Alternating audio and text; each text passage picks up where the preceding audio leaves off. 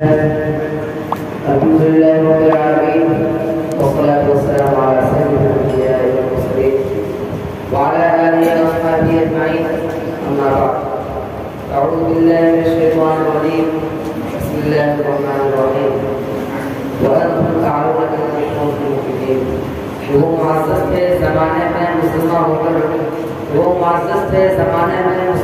کر اور ہم خاص بتائیں محترم بزرگوں اور دوستوں، آج میرے گفتگو کا موضوع مسلمانوں کو تدارک اور اس کا علاج ہے۔ آئیے اس موضوع کے تحت اپنی شاندار ماضی پر ایک نظر ڈال کر مستقبل کی تعمیر سلطنت کے سامان تلاش کریں۔ قرآن کریم میں رب جلال کا ارشاد ہے وَأَنْتُمْ تَعْلَمُونَ أَنَّ كُنتُم مُؤْمِنِينَ کہ تم ہی سربلند رہو گے اگر تم مومن ہو۔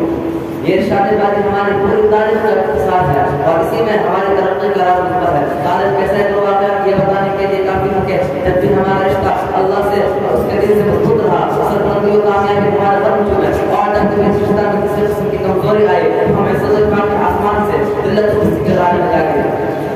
تاریخ ہمارے سامنے جنگ بدر کی مثال پیش کرتی ہے۔ جنگ بدر میں جو کامیابی ہوئی تھی وہ صرف اسی رشتہ کی مضبوطی کی بنیاد پر ہوئی تھی، ورنہ اگر کامیابی ہوتی تو کفار مکہ کے ہوتے، کیونکہ کفار مکہ تقریباً 1000 تھے اور بڑے جوش و خروش کے ساتھ تھے۔ ان کے پاس 700 اونٹ، 200 بڑے بھانڈے، ان کے پاس تلواریں جگہ جگہ ہتھیار موجود تھے۔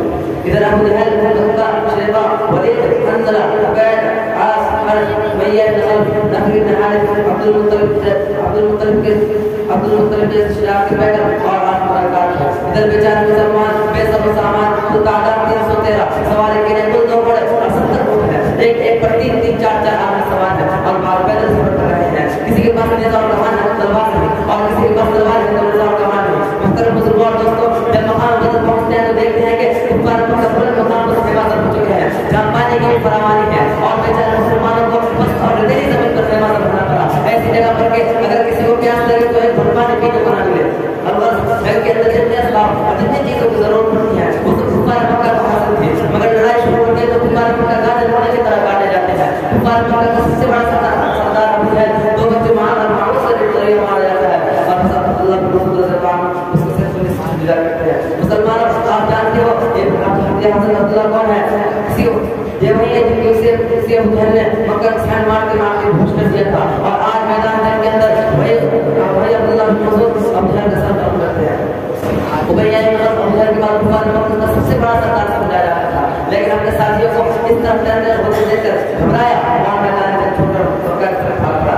حضرت بلال رضی اللہ عنہ اس کے پیچھے بھاگے اور قریب پہنچ گئے۔ امیہ بن خلف اٹھا کر بڑے سے نیچے گر جاتا ہے، پیٹ کے بل لیٹ جاتا ہے، شور مچاتا ہے، معافی مانگتا ہے، امن چاہتا ہے، لیکن حضرت بلال رضی اللہ عنہ اس کے پیٹ پر نیچے سے تلوار چلا دیتا ہے اور اس کے خون میں سم کر دیتا ہے۔ اسلام کے نوجوانوں جانتے ہو یہ بلال حبشی کون ہے؟ اسی امیہ بن خلف کے غلام جب اسلام قبول کیا تو مکہ کے اندر امیہ بن خلف دوپہر کے وقت بنتے ہوئے تو بیٹا کر پتھر کی بڑی بڑی چٹانیں رکھ دیتا تھا تاکہ حرکت نہ کر سکے۔ رات کو زنجیروں باندھ کر کوڑے لگاتا اور اگلے دن ان کو گرم سے پھول لگا کر اور زیادہ زخم کیا جاتا تاکہ تکلیف سے بیمار ہو کر اسلام سے پھر جائے یا اس طرف مر جائے۔